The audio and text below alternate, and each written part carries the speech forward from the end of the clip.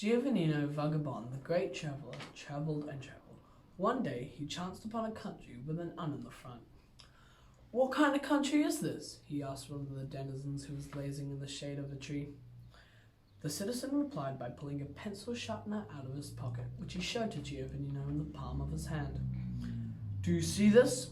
It's a pencil sharpener. Completely wrong. It's actually a pencil unsharpener. That is, a pencil sharpener with an un in the front. We use these to make pencils longer when they're worn down to a stub. They're very useful in schools, of course." "Magnificent," said Giovannino. "What else do you have here?" "We have clothes unhangers." "You must mean something like a clothes hanger." "Well, clothes hangers aren't particularly useful if you don't have a coat to hang on them. With our unhangers, everything's different. You don't have to hang anything on them because there's already something hanging. If you need a coat, just go and take it off. If someone needs a jacket, they don't even have to go buy one. They just go to the unhanger and unhang it. There are clothes unhangers for summer and clothes unhangers for winter, clothes unhangers for men and clothes unhangers for women. We save lots of money that way." "How wonderful! What else?" "Then we have the uncamera, which instead of taking pictures does cartridges, so you can laugh. And of course, we have the uncannon." "Oh, that's scary." "Not at all. The uncannon is just the opposite of a cannon. It's good for unwaging war." "How does it work?" "It's super simple. Even a child could use it. If there's a war, we blow the unbugle, we fire the uncannon, and the war is immediately unwaged." "How wonderful. The country with an un in the front."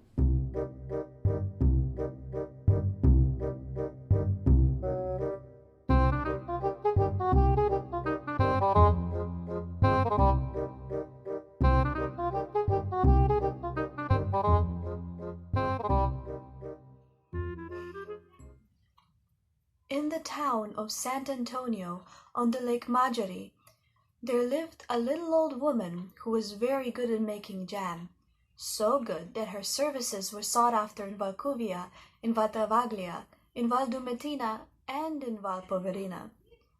When it was jam season, people came from all the different mountain valleys, sat on the low stone wall, looked out at the view over the lake, picked a few raspberries from the raspberry bushes, and then called out to the famous little old jam maker, "Apollonia!" "What is it?" "Would you make me a pot of blueberry jam?" "At your service." "Would you help me make a nice plum jam?" "Right away." Apollonia, that little old lady, really did have golden fingers, and she made the finest jams in the Varese area in all of the Canton Ticino. One time, an old woman from Arcomegia came to see her. That woman was so poor that she didn't have so much as a paper wrapper of peach pits to make the jam with, and so along the way she filled her apron with chestnut husks. "Apollonia, would you make me a pot of jam with chestnut husks? I couldn't find anything else." "Oh well, let me try." Apollonia did her best, and in the end she made the finest jam imaginable out of chestnut husks.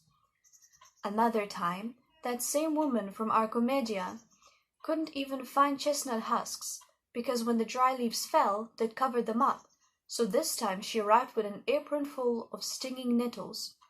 "Apollonia, would you make me a pot of jam with stinging nettles? I couldn't find anything else." "Oh well, we'll see how it turns out." Apollonia took the bag of stinging nettles, poured plenty of sugar over them, boiled them the way only she knew how, and made a jam out of them that was finger-licking delicious. Because Apollonia, that little old lady, had fingers of gold and silver, and she could have made a fine jam out of rocks. One time the emperor himself came through and insisted on tasting some of Apollonia's jam. She gave him a bowlful, but after the first spoonful, the emperor stopped eating in disgust because a fly had fallen into it. "This is disgusting," said the emperor. "If the jam was no good, that fly would never have fallen into it in the first place," replied Apollonia. But by now the emperor has lost his temper, and he ordered his soldiers to cut off Apollonia's hands. At that, the people rose up in rebellion and told the emperor that if he had Apollonia's hands cut off, then there'd be nothing for it but to chop his crown off and his head with it, because they could find heads to serve as the emperor on any street corner, but golden hands like Apollonia's were far more rare precious. And the emperor was forced to pack his bags and run away.